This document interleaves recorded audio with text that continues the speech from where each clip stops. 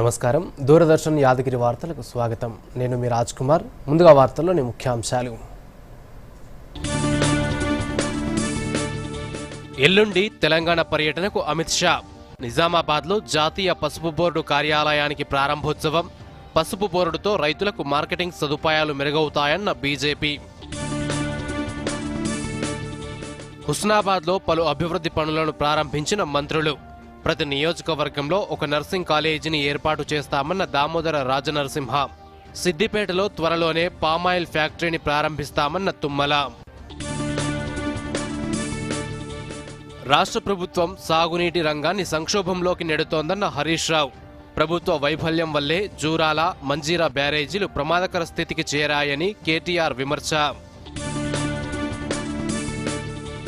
Gig వర్కర్ల కోసం ప్రత్యేక బోర్డు ఏర్పాటు చేసే యోచనలో రాష్ట్ర ప్రభుత్వం. త్వరలో చట్టం కూడా తీసుకొస్తామన్న మంత్రి వివేక్ వెంకటస్వామి.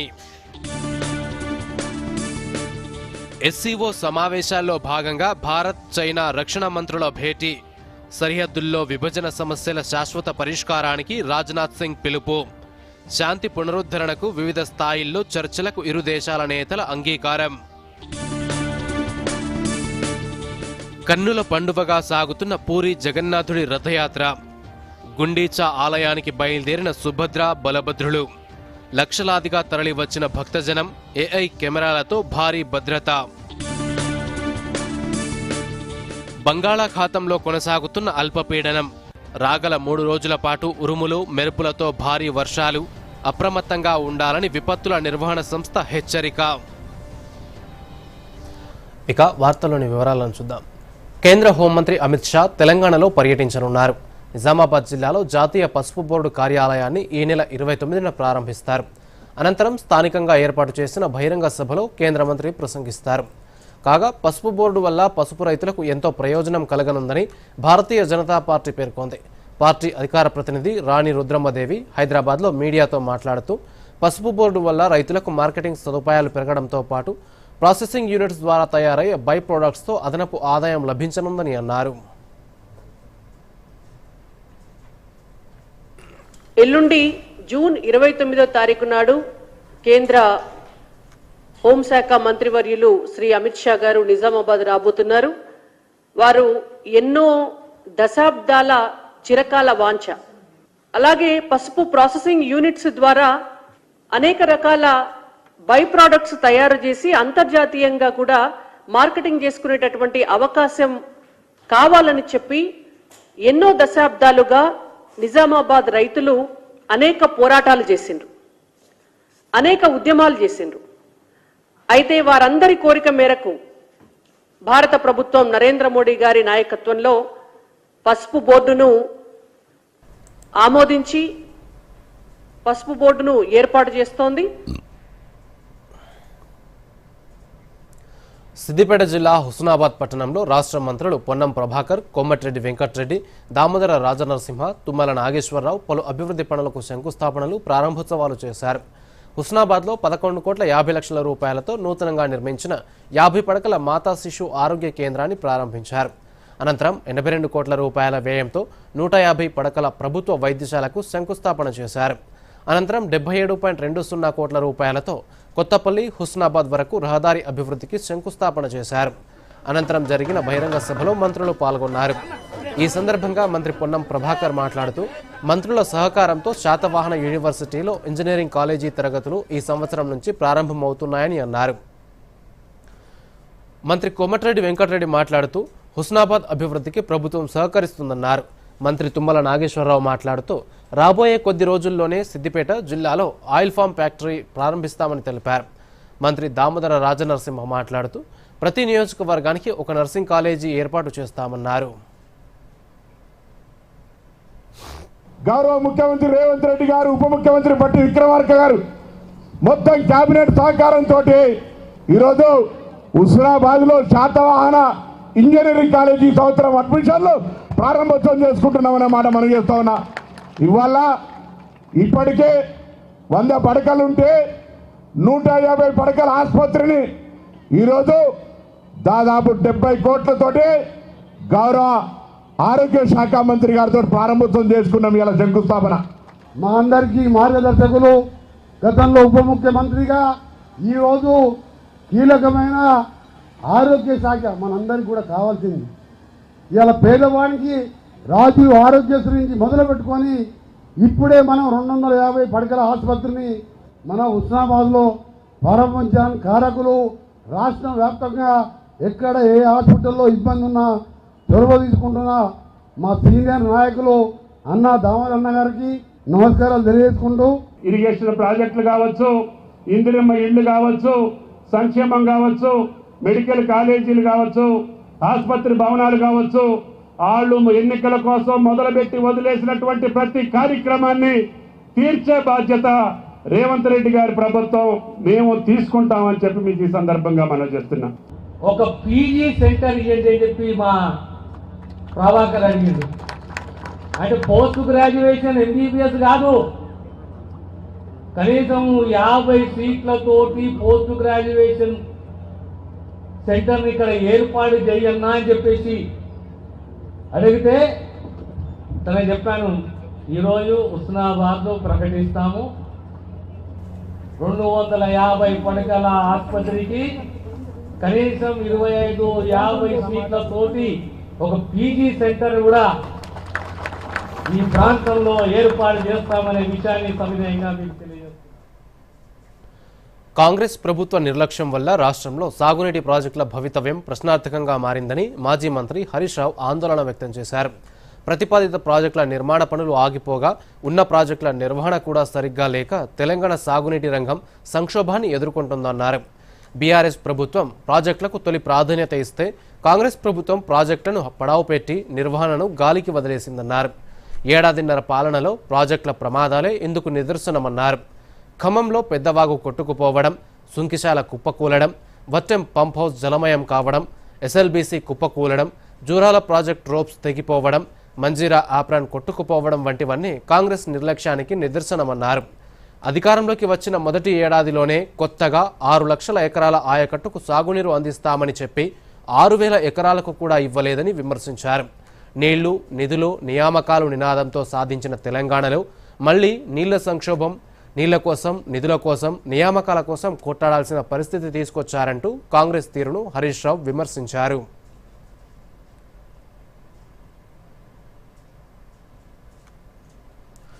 మంజీరా, మేడిగడ్డ వంటి తాగు, సాగునీటి బ్యారేజీల మరమ్మతులు చేయకుండా వదిలేస్తే సీఎం రేవంత్ రెడ్డిని, కాంగ్రెస్ సర్కార్ను చరిత్ర ఎప్పటికీ క్షమించదని మాజీ మంత్రి బీఆర్ఎస్ వర్కింగ్ ప్రెసిడెంట్ కేటీఆర్ పేర్కొన్నారు. సాగు, తాగునీటి ప్రాజెక్టుల నిర్వహణ, పర్యవేక్షణలో సీఎం రేవంత్ ఘోర వైఫల్యం వల్లే జూరాల, మంజీరా బ్యారేజీలు ప్రమాదకర స్థితికి చేరాయని ఎక్స్ వేదికగా విమర్శించారు.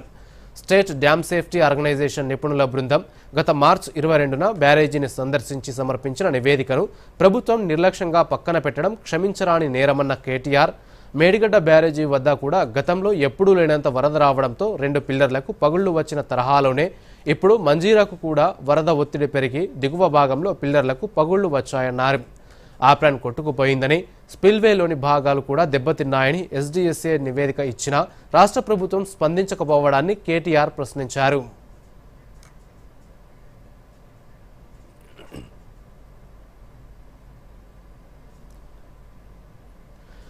కాగా కేటీఆర్ చేసిన ఆరోపణలకు ఇరిగేషన్ శాఖ ప్రధాన కార్యదర్శి రాహుల్ బొజ్జా స్పందించారు.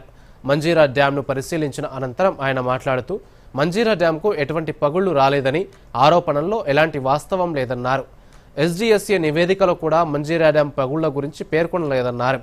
ప్రస్తుతం డ్యాం పటిష్ట స్థితిలోనే ఉందని, ఏటా చిన్న చిన్న పగుళ్లు రావడం సాధారణమేనన్నారు.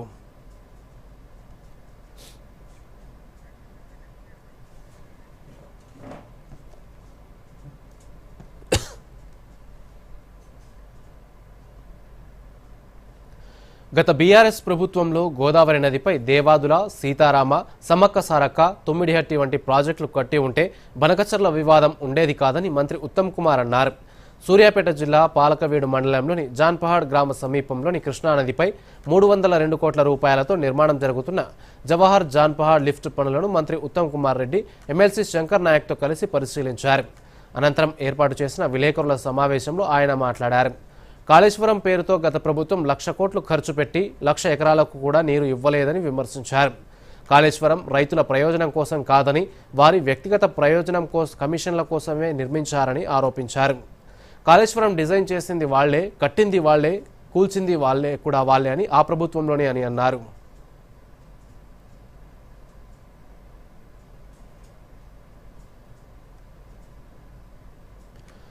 రాష్ట్ర ప్రభుత్వం గిగ్ వర్కర్ల కోసం ప్రత్యేకంగా ఓ బోర్డును ఏర్పాటు చేసే ఆలోచనలో ఉందని కార్మిక ఉపాధి కల్పన శాఖ మంత్రి వివేక్ వెంకటస్వామి తెలిపారు. గిగ్ వర్కర్ల సంక్షేమాన్ని దృష్టిలో పెట్టుకుని కొత్త చట్టం తెస్తామని ఎన్నికలకు ముందు రాహుల్ గాంధీ హామీ ఇచ్చిన విషయాన్ని గుర్తు చేసిన వివేక్, కర్ణాటక, రాజస్థాన్లో గిగ్ వర్కర్లకు ప్రత్యేకంగా ఓ చట్టాన్ని రూపొందించారని, త్వరలో తెలంగాణలో కూడా గిగ్ వర్కర్ల కోసం చట్టాన్ని తీసుకొస్తామన్నారు. గిగ్ వర్కర్ల హక్కుల అమలు కోసం ఇప్పటి వరకు 66 సలహాలు, సూచనలు వచ్చాయని, వాటన్నింటినీ పరిగణలోకి తీసుకుని కొత్త చట్టాన్ని కేబినెట్ ముందుకు తీసుకురాబోతున్నామన్నారు. మంత్రివర్గంలో ఆమోదం పొందాక అసెంబ్లీలో బిల్లును ప్రవేశపెడతామని, దీంతో తెలంగాణ వ్యాప్తంగా కొత్త చట్టంతో మొత్తం 4.5 లక్షల మంది గిగ్ వర్కర్లు లబ్ధి పొందుతారన్నారు. 2% సెస్ వినియోగదారులు, కంపెనీ యాజమాన్యం భరించాలనే ప్రతిపాదనను కొత్త చట్టంలోని బిల్లులో పొందుపరుస్తామని మంత్రి వివేక్ తెలిపారు.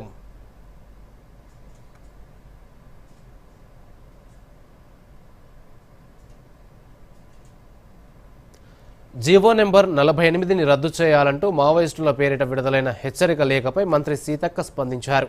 ములుగు జిల్లా ఏటూరు నాగారంలో మీడియాతో మాట్లాడుతూ, లేఖ మావోయిస్టు పార్టీ ఇచ్చిందా లేదా అన్నదానిపై స్పష్టత లేదన్నారు. అయితే ఈ లేఖపై రాజకీయ పార్టీలు, పత్రికలు, మీడియా సంస్థలు మహిళను కించపరిచేలా సొంత వ్యాఖ్యలను చేస్తున్నాయంటూ మండిపడ్డారు. తనను ఎన్నికల్లో ఓడించేందుకు ఎన్నో కుట్రలు జరిగాయని, వారే ఇప్పుడు మళ్లీ తనను లక్ష్యంగా చేసుకున్నారని సీతక్క ఆరోపించారు. గిరిజన మహిళకు మంత్రి పదవి దక్కడాన్ని జీర్ణించుకోలేకపోతున్నారని, తన వ్యక్తిగత ప్రతిష్టను దెబ్బతీసేలా వ్యవహరిస్తున్నారన్నారు.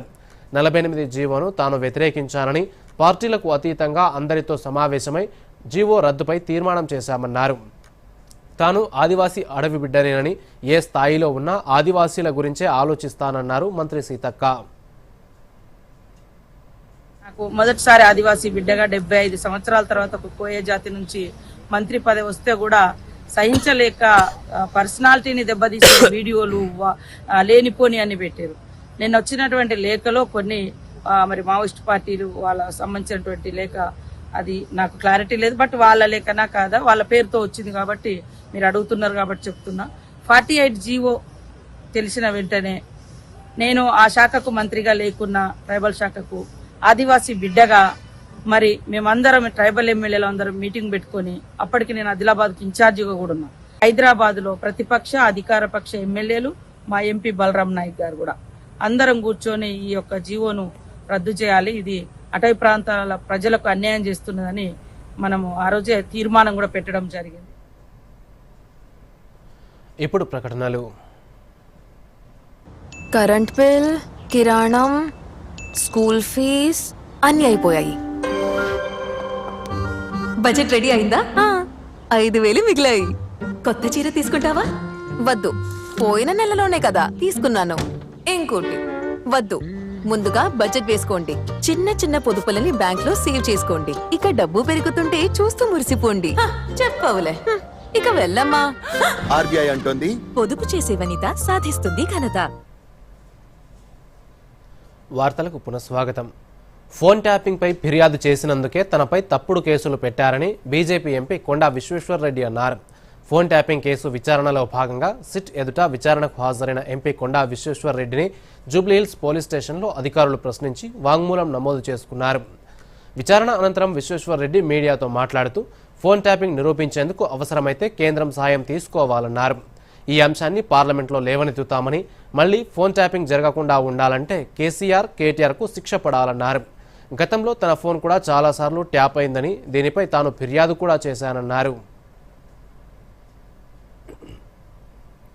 ఇంకోటి ఎలక్షన్స్ అప్పుడు వాళ్ళు మేమేం చెప్తున్నామో మొత్తం అది తెలుస్తుండే. దాంట్లో వివేక్ గారు ఇన్ఛార్జ్ ఉంటే నేను మర్రిగూడెం ఇన్ఛార్జ్, నాది జితేందర్ రెడ్డిది, వీళ్ళ ఫోన్. అప్పుడు జితేందర్ రెడ్డి కూడా బీజేపీలో ఉండే, వాళ్ళ ఫోన్ ట్యాపింగ్ అవన్నీ కూడా ఇప్పించింది. ఫోన్ ట్యాప్ చేస్తే ఇనటోళ్ళు 100 మంది ఉండాలి. ఎట్లుంటారు? 1000 మంది చేస్తే 1000 మంది ఇనటోళ్ళు. పోలీస్ ఫోర్స్కి ఎట్లున్నాయని నమ్మబుద్ధి కాలేదు, కానీ లైవ్ ట్యాపింగ్ అయింది. లాస్ట్ కన్క్లూజివ్ ఎండ్ వరకు తీసుకుపోయి అరెస్ట్ అయితేనే మాకు గుర్తుంటుంది, లేకుంటే తప్పగా కేంద్రంలో పార్లమెంట్లో లేపుతాము, సిబిఐ తోటి అయితే సిబిఐ తోటి ఇది తప్పనిసరిగా మేము చేస్తాం. ఫోన్ ట్యాపింగ్ కేసులో నామమాత్రపు విచారణ చేపడుతున్నారని బీజేపీ ఎంపీ రఘునందన్ రావు విమర్శించారు. ఈ కేసులో నిందితులను సిట్ ఎందుకు అరెస్టు చేయడం లేదని నిలదీశారు. ఫోన్ ట్యాపింగ్తో సంబంధం లేని కాంగ్రెస్ నాయకులను సిట్ విచారణకు పిలుస్తోందని దుయ్యబట్టారు. దుబ్బాక ఉప ఎన్నికల్లో తన ఫోన్ ట్యాపింగ్ చేసి తనను తన కుటుంబ సభ్యులను ఇబ్బంది పెట్టారన్నారు. ఈ విషయంలో తాను అనేకసార్లు డీజీపీకి ఫిర్యాదు చేసినట్టు చెప్పారు. నాంపల్లిలోని బీజేపీ రాష్ట్ర కార్యాలయంలో మీడియాతో మాట్లాడిన రఘునందన్ రావు ఆధారాలను ఇచ్చే వాళ్లను పక్కన పెట్టి టైంపాస్ చేస్తున్నారని విమర్శించారు.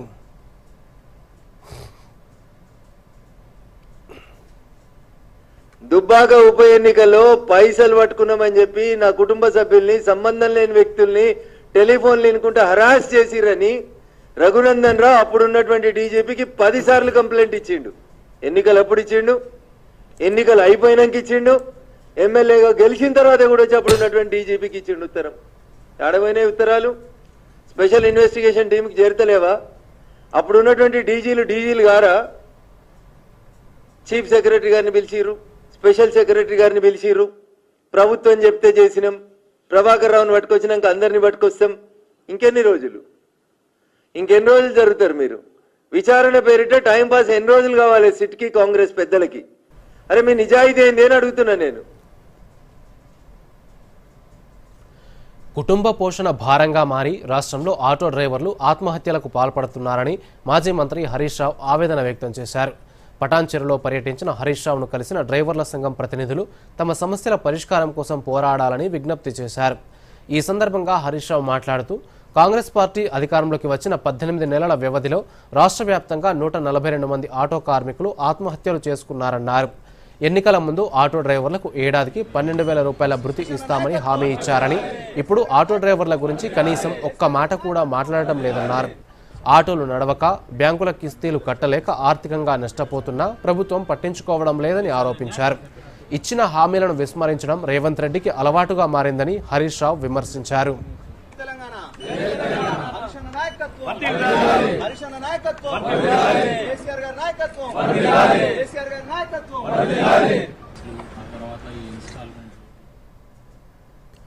గ్రామీణ ప్రాంతాల్లో మహిళలకు సాధికారత కల్పించే లక్ష్యంతో భువనగిరిలో ఫిక్కీ లేడీస్ ఆర్గనైజేషన్ నైపుణ్య శిక్షణా కేంద్రాన్ని ప్రారంభించింది. ఈ కేంద్రం టైలరింగ్, చేనేత, ప్రాథమిక ఐటీ నైపుణ్యాలు, చిన్న తరహా వ్యాపార నిర్వహణలో శిక్షణ ఇస్తోంది. ఇందులో శిక్షణ పొందిన మహిళలు ఉపాధి పొందుతున్నారు. దీనికి సంబంధించి మరిన్ని వివరాలు చూద్దాం.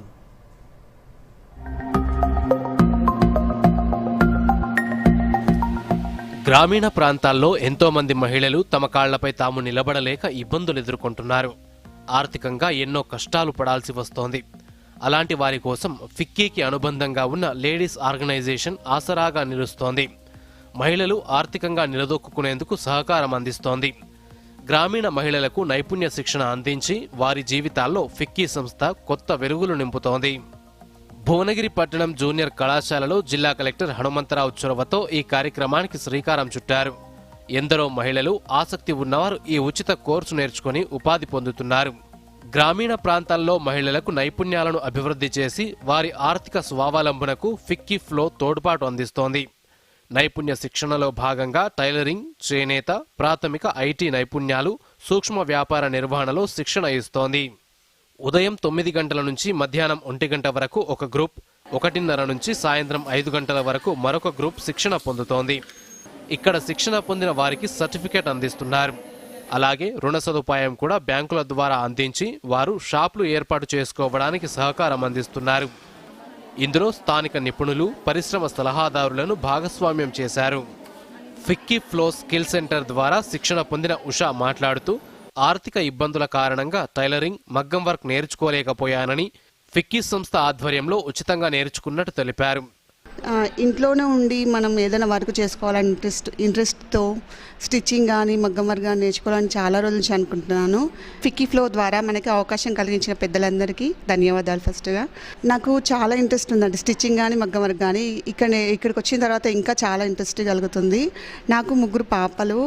నేను నేర్చుకోవడం వల్ల మా పాపలకు కూడా నేర్పేయగలుగుతున్నాను. శ్రావ్య మాట్లాడుతూ ఫిక్కీ సహకారం ద్వారా శిక్షణ పొందిన తర్వాత ఉపాధి అవకాశాలు దక్కుతున్నాయని అన్నారు. బయట నేర్చుకోవాలంటే ఆర్థికంగా ఇబ్బందులున్నాయని, ఫిక్కీ ద్వారా ఉచితంగా నేర్చుకుంటున్నామని తెలిపారు. ఫిక్కీ ఫ్లో స్కిల్ సెంటర్ ద్వారా శిక్షణ పొందిన తర్వాత తమకు సర్టిఫికెట్ కూడా అందిస్తున్నారని శిక్షణ పొందిన హారిక తెలిపారు. దీని ద్వారా బయట ఉద్యోగ అవకాశం కూడా దక్కుతుందన్నారు. నేను ఇప్పుడు ఇంటర్ కంప్లీట్ చేశాను అండ్ ఇప్పుడు ఫ్రీగా ఉంటున్నా అని మగ్గం వర్క్ నేర్చుకోవడానికి ఇక్కడ కాలేజ్ గ్రౌండ్లో ఫ్రీ కోర్స్ పెట్టారు. మేమందరం వచ్చాము అండ్ సార్ మాకు చాలా బాగా నేర్పిస్తున్నారు. మేము కూడా చాలా బాగా నేర్చుకుంటున్నాము. సార్ కూడా అర్థమయ్యేటట్టు చెప్తున్నాడు. శిక్షణ అందించి తమకు ఆర్థిక భరోసా కల్పిస్తున్న ఫిక్కీ ఫ్లో సెంటర్కు ధన్యవాదాలు తెలుపుతున్నారు. తమ నైపుణ్యాలను మెరుగుపరుచుకొని ఆర్థికంగా స్వతంత్రులుగా మారడానికి అవకాశం లభిస్తుందంటున్నారు. Bureau report, Doordarshan news. ఇప్పుడు వచ్చిన విరామం. రిటైర్మెంట్ తర్వాత వ్యవసాయం చేస్తాను. కెప్టెన్, తుఫాను క్లీన్ బౌల్డ్ చేస్తుంది, వరదలో పిచ్ కొట్టుకుపోతుంది, ప్రతి విపత్తును తరిమి కొడతాను. ఇదేమిటి, పంట బీమానా? కేవలం బీమా కాదు, క్షేమ. 100కు పైగా పంటలకు బీమా, ఎకరానికి 499 రూపాయల నుండి సత్వర సులభమైన చెల్లింపు. అత్యంత అవసరమైనప్పుడు క్షేమ ఉంటుంది తోడు. కేవలం బీమా కాదు, క్షేమ. ఇప్పుడే కాల్ చేయండి లేదా యాప్ ను డౌన్లోడ్ చేసుకోండి. క్షేమ జనరల్ ఇన్సూరెన్స్. వార్తలకు పునఃస్వాగతం. అన్నపూర్ణ భోజన కేంద్రాల పేరును ఇందిరా క్యాంటీన్గా మార్చాలని రాష్ట్ర ప్రభుత్వం నిర్ణయం తీసుకోవడంపై బీజేపీ అభ్యంతరం వ్యక్తం చేసింది. దీనిపై కేంద్ర హోంశాఖ సహాయ మంత్రి బండి సంజయ్ స్పందిస్తూ రాష్ట్రంలో మార్పు తీసుకొస్తామని హామీ ఇచ్చిన తెలంగాణ కాంగ్రెస్ కేవలం పేర్లను మాత్రమే మారుస్తోందన్నారు. యూనివర్సిటీలు, సాగునీటి ప్రాజెక్టులు, అవార్డులు, ఫ్లైఓవర్లు, ప్రభుత్వ పథకాలు, విభాగాలు, అధికారిక నివాసాలతో పాటు చివరకు తెలంగాణ తల్లిని కూడా మార్చిందంటూ ఎక్స్ వేదికగా కాంగ్రెస్ తీరును విమర్శించారు. అన్నపూర్ణ పథకానికి ఇందిరాగాంధీ పేరు పెట్టడం హిందువుల విశ్వాసాలను అవమానించడమేనని ఎక్స్ వేదికగా విమర్శించారు.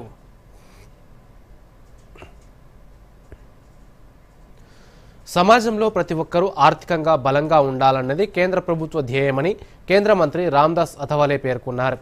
హైదరాబాద్ పర్యటనలో భాగంగా మీడియాతో మాట్లాడారు.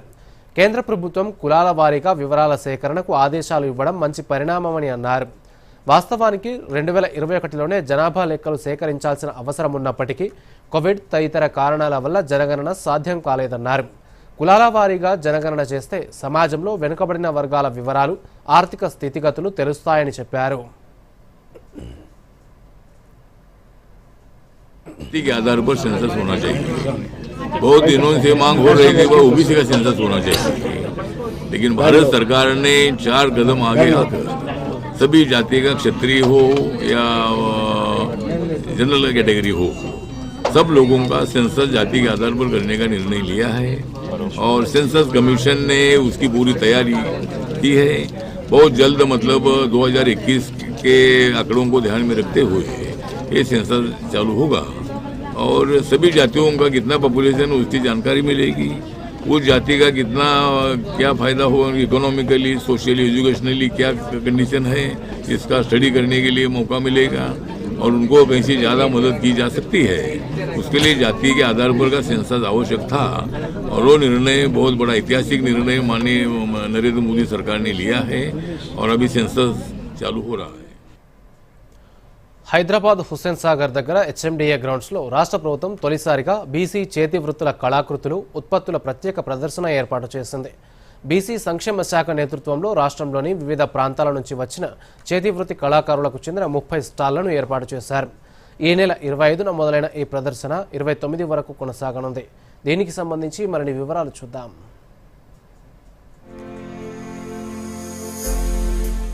చేతివృత్తి కళాకారులు తీర్చిదిద్దిన విభిన్న ఆకృతులు హైదరాబాద్ ప్రజలను విశేషంగా ఆకట్టుకుంటున్నాయి.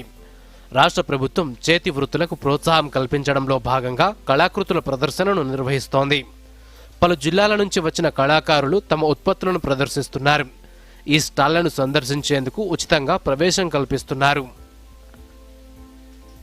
ఈ ప్రదర్శనలో చెక్క బొమ్మలు, మట్టి పాత్రలు, ఆట వస్తువులు, తినుబండారాల వంటివి ఎన్నో కళాకృతులు ఆకట్టుకుంటున్నాయి. వీటిని కొనుగోలు చేసేందుకు జనం పెద్ద ఎత్తున తరలివస్తున్నారు.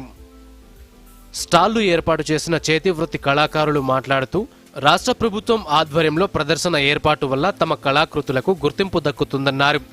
అలాగే ఎంతో మంది వచ్చి కొనుగోలుకు ఆసక్తి చూపుతున్నారని అన్నారు.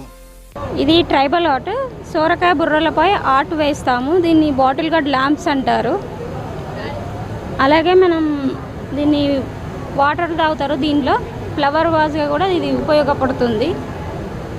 ఐరన్ క్రాఫ్ట్స్ కూడా మేము తయారు చేస్తాము. దీనికి సపోర్టెడ్గా ఇవి కూడా మేము తీసుకొస్తాము. ఇంటీరియర్ డిజైన్ చాలా అందంగా ఉంటుంది. బీసీ ఫెడరేషన్ ద్వారా తమ స్టాల్ ఇక్కడ ఏర్పాటు చేశామన్నారు ఉత్పత్తిదారులు. మట్టితో చేసిన బొమ్మలు, జ్యువెలరీ, బోనాల కుండలు వంటివి విక్రయిస్తున్నామని, వీటికి మంచి డిమాండ్ ఉందన్నారు. కుమ్మరి కుండలకి ఎంత ప్రాముఖ్యత ఉంది అన్నది అందరికీ తెలియాలి, ప్రజలందరికీ దాని ప్రాముఖ్యత తెలియాలనేసి మేము ఈ అవగాహన సదస్సును కండక్ట్ చేస్తున్నారు వీళ్ళు, బీసీ ఫెడరేషన్ వాళ్ళు. మేము ఇక్కడికి వచ్చాము.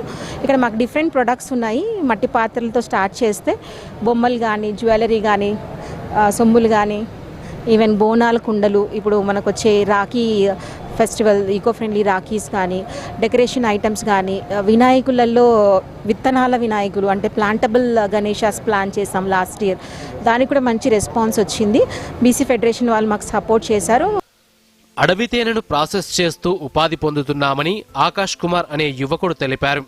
తనతో పాటు మరికొందరు యువకులు కలిసి తేనె మార్కెటింగ్ చేయడమే కాకుండా మైనం నుంచి సౌందర్య ఉత్పత్తులు తయారు చేస్తున్నామన్నారు. ఇండియన్ హనీ అనేది మన దగ్గర ఉంటుంది. అది తేనెటీగ డబ్బాల ద్వారా కావచ్చు, లేదా అడవిలో ఉండే తేనెని మనం తీసుకొచ్చిన తర్వాత దాన్ని ఎటువంటి ప్రాసెసింగ్ లేకుండా స్వచ్ఛమైన తేనెని మనము తేయడం జరుగుతుంది అనమాట. అయితే కేవలం తేనెకి మనము రిస్ట్రిక్ట్ అవ్వకుండా, సో తేనెకి కాకుండా ఇంకా ఏం చేయొచ్చు, దాన్ని ఉత్పత్తులు ఏం చేయాలనే ఉద్దేశంతో తేనెలోని మైనం ద్వారా మనము స్కిన్ కేర్ ప్రోడక్ట్స్ తయారు చేస్తామన్నమాట. Skin care, lip balms, moisturisers, అలాగే ఏంటంటే లిప్స్టిక్స్ కూడా తయారు చేస్తాం. ఈ స్టాళ్లను ఎంబీసీ శాఖ సీఈఓ అలోక్ కుమార్ సందర్శించారు. ఈ సందర్భంగా ఆయన మాట్లాడుతూ దళారుల ప్రమేయం లేకుండా చేతి వృత్తుల ఉత్పత్తులను నేరుగా విక్రయించుకునే అవకాశం కల్పిస్తున్నామని అన్నారు. బీసీ వాళ్ళు చేసిన పనిముట్లనే వారి చేతనే దళారులు లేకుండా అమ్మించడానికి, మార్కెటింగ్ చేయడానికి, ప్రమోట్ చేయడానికి ఉద్దేశంతో బీసీ వెల్ఫేర్ నుండి మొట్టమొదటిసారిగా చేసిన ప్రయత్నం ఇది. 30 స్టాల్స్ పెట్టినాము. కుమ్మరి, మేదరి, కమ్మరి, పద్మశాలి, బెస్తా మరియు పూసల, ఇంకా వేరే మన వడ్రంగి కమ్యూనిటీ వాళ్ళందరూ స్టాల్స్ పెట్టినారు. ఇవి వాళ్ళని ఎంకరేజ్ చేసి మార్కెటింగ్ కోసం చేస్తున్న ప్రయత్నం. దయచేసి అందరూ కూడా ఇది ఇక్కడ ఉచితంగా ప్రవేశం ఉంది, వారు వచ్చి వీరి వస్తువులు కొని ఎంకరేజ్ చేయాలని నేను కోరుకుంటున్నాను. బీసీ సంక్షేమ సంఘం నేత బాలకృష్ణ మాట్లాడుతూ రాష్ట్ర ప్రభుత్వం ఇలాంటి కార్యక్రమాలు చేపట్టడం వల్ల చేతి వృత్తులకు ప్రోత్సాహం లభిస్తుందన్నారు. నేరుగా మార్కెటింగ్ చేసుకుని ఉత్పత్తులను విక్రయించుకునే అవకాశం కలుగుతుందన్నారు. ఈ ప్రజాపాలన ప్రభుత్వం ఎంతగానో చేతి వృత్తులను ఆదరిస్తుంది. వాళ్ళను ఆర్థికంగా ఏ రకంగా ముందుకు వాళ్ళను ఆలోచిస్తూ కార్యక్రమాలు తీసుకొని ఈరోజు మా మట్టి పాత్రలు ప్రభుత్వమే అన్ని రకాల సహకరించి ఇక్కడ స్టాళ్లు పెట్టి మాకు 3 పూటల భోజనం పెట్టి కూడా మా మట్టి పాత్రల ప్రాముఖ్యతను తెలంగాణ ప్రజలకు తెలియజేస్తూ మా మట్టి పాత్రలు అమ్ముకునే విధంగా సహకరిస్తున్నటువంటి ప్రభుత్వానికి కూడా మేము నిజంగా ధన్యవాదాలు తెలియజేస్తున్నాం. Bureau report, Doordarshan news. ఒడిశాలోని పూరిలో జగన్నాథుడి రథయాత్ర అట్టహాసంగా సాగుతోంది. నేత్రపర్వంగా సాగే రథయాత్రలో పాలు పంచుకునేందుకు దేశ విదేశాల నుంచి లక్షలాదిగా భక్తులు తరలివచ్చారు. దీంతో పూరి వీధులన్నీ జనసంద్రాన్ని తలపిస్తున్నాయి.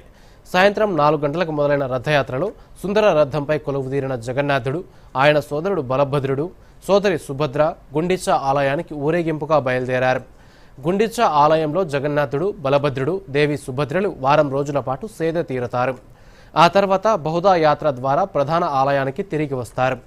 ఈ భారీ ఆధ్యాత్మిక కార్యక్రమంలో 12 లక్షల మందికి పైగా భక్తులు రథయాత్రలో పాల్గొంటారని అంచనా వేసిన ఒడిశా ప్రభుత్వం రథయాత్ర కోసం భారీ ఏర్పాట్లు చేసింది. ఎటువంటి అవాంఛనీయ సంఘటనలు జరగకుండా 10,000కు పైగా సిబ్బందిని తీరం వెంట మోహరించింది. కీలక ప్రాంతాల్లో 275 కంటే ఎక్కువ ఏఐ ఆధారిత సీసీటీవీ కెమెరాలను అధికారులు ఏర్పాటు చేశారు.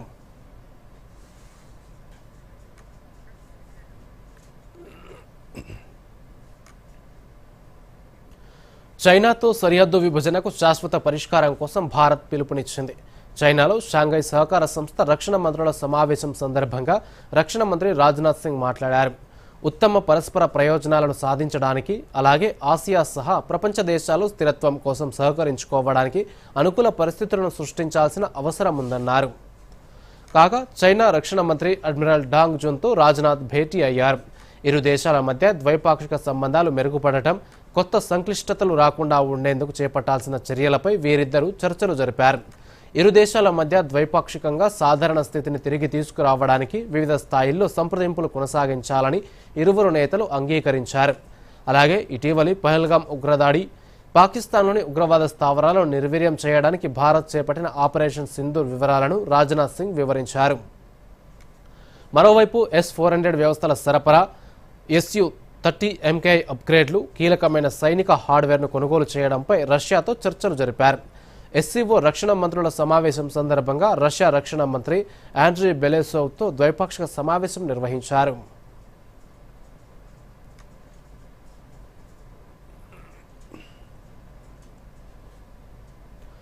మన్ కీ బాత్ కార్యక్రమంలో భాగంగా ప్రధానమంత్రి నరేంద్ర మోదీ వచ్చే ఆదివారం దేశ ప్రజలతో తన మనసులోని భావాలను ప్రజలతో పంచుకోనున్నారు. మన్ కీ బాత్ కార్యక్రమం ఆదివారం ఉదయం 11 గంటలకు దూరదర్శన్, ఆకాశవాణిలో ప్రసారమవుతుంది. 123వ మన్ కీ బాత్ సంచిక Doordarshan YouTube, all India radio YouTube ఛానళ్లలో కూడా ప్రసారమవుతుంది.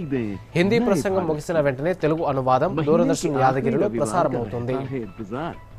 मलयाचल के आंचल से विंध्याचल के आंगन तक, ब्रह्मपुत्र के घाट से हिमालय के विस्तार तक होती है मन की बात प्रधानमंत्री के साथ। तो सुनिए इस महीने 29 जून सुबह 11 बजे मन की बात आकाशवाणी और दूरदर्शन के सभी चैनलों पर और प्रसार भारती के OTT प्लेटफॉर्म वेव्स पर सजीव प्रसारण लाइव स्ट्रीमिंग के माध्यम से मन की बात के प्रादेशिक भाषाओं में अनुवाद का पुनः प्रसारण आप सुन सकते हैं रात 8 बजे आकाशवाणी और दूरदर्शन के सभी प्रादेशिक चैनलों पर। तो याद रखें, रविवार 29 जून सुबह 11 बजे मन की बात। ఇక వార్తలు ముగించే ముందు ముఖ్యాంశాలు మరోసారి. ఎల్లుండి తెలంగాణ పర్యటనకు అమిత్ షా. నిజామాబాద్లో జాతీయ పసుపు బోర్డు కార్యాలయానికి ప్రారంభోత్సవం. పసుపు బోర్డుతో రైతులకు మార్కెటింగ్ సదుపాయాలు మెరుగవుతాయన్న బీజేపీ. హుస్నాబాద్లో పలు అభివృద్ధి పనులను ప్రారంభించిన మంత్రులు. ప్రతి నియోజకవర్గంలో ఒక నర్సింగ్ కాలేజీని ఏర్పాటు చేస్తామన్న దామోదర రాజనరసింహ. సిద్దిపేటలో త్వరలోనే పామాయిల్ ఫ్యాక్టరీని ప్రారంభిస్తామన్న తుమ్మల. రాష్ట్ర ప్రభుత్వం సాగునీటి రంగాన్ని సంక్షోభంలోకి నెడుతోందన్న హరీష్ రావు. ప్రభుత్వ వైఫల్యం వల్లే జూరాల, మంజీరా బ్యారేజీలు ప్రమాదకర స్థితికి చేరాయని కేటీఆర్ విమర్శ. గిగ్ వర్కర్ల కోసం ప్రత్యేక బోర్డు ఏర్పాటు చేసే యోచనలో రాష్ట్ర ప్రభుత్వం. త్వరలో చట్టం కూడా తీసుకొస్తామన్న మంత్రి వివేక్ వెంకటస్వామి.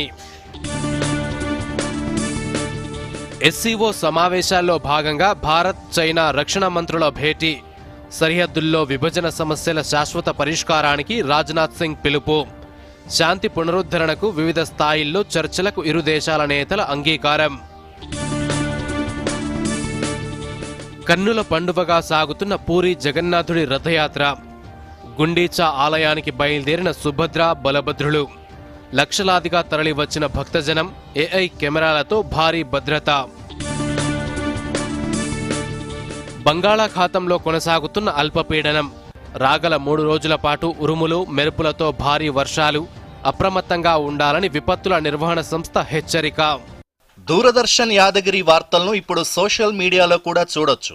యూట్యూబ్ అయితే DD న్యూస్ తెలంగాణ, X వేదికగా అయితే DD news Telangana @DD Yadagiri news, Facebook అయితే DD న్యూస్ తెలంగాణలో చూసి సబ్స్క్రైబ్ చేసి లైక్ చేయండి, షేర్ చేయండి.